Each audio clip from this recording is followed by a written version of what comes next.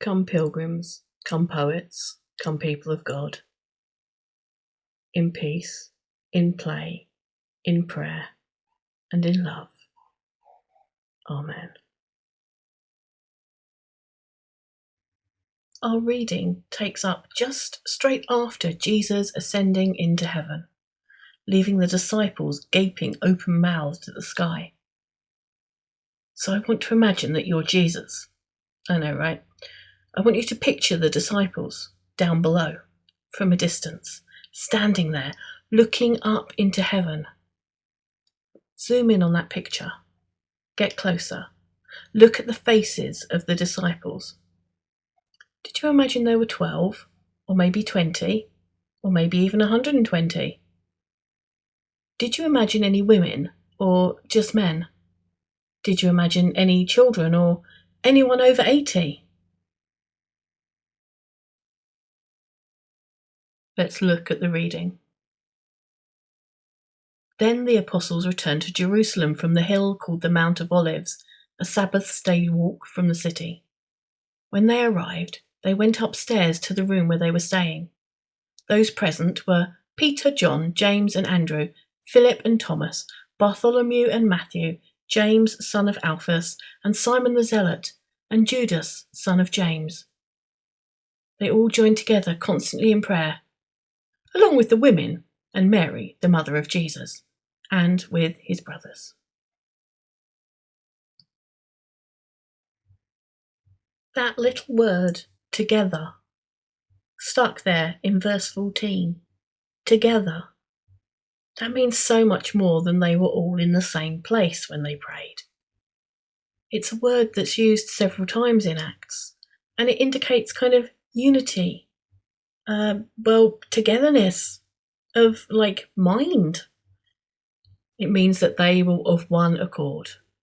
As they prayed, as they waited for God, they were in the same place, physically and emotionally. Accord is quite an important word. This idea of being in complete agreement. Christian unity. That's something we all strive for. But to be in accord, all voices need to be heard. And from a distance, sometimes it looks like we listen to everybody. But what about when we zoom in? What about in close-up? To be in accord, all voices must be heard. We can't be in complete agreement if only some people get to have an opinion. From a distance, maybe we don't notice whose voice is not shouting. But if we look closer up, we notice who's missing, whose name is not used. There's lots of names in today's reading, but they are all men. Jesus has just ascended into heaven and is looking at the world from a distance. But Jesus was on earth. Jesus was human. Jesus was part of the together, of the community, of the one accord. Jesus was in close-up.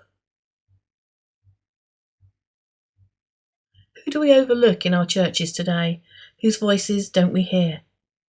Do we make sure that children and older people or newcomers are allowed to speak up as well? And how do we let them know that they're allowed to?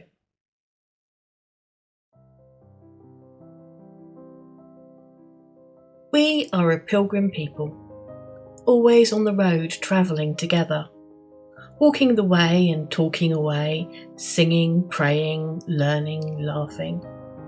With a confident stride or a hesitant shuffle, one more step along the world we go. We say we want to walk your way, but the path you send us on is rocky. This pilgrim's path is the road less travelled. There are ruts and rocks and potholes.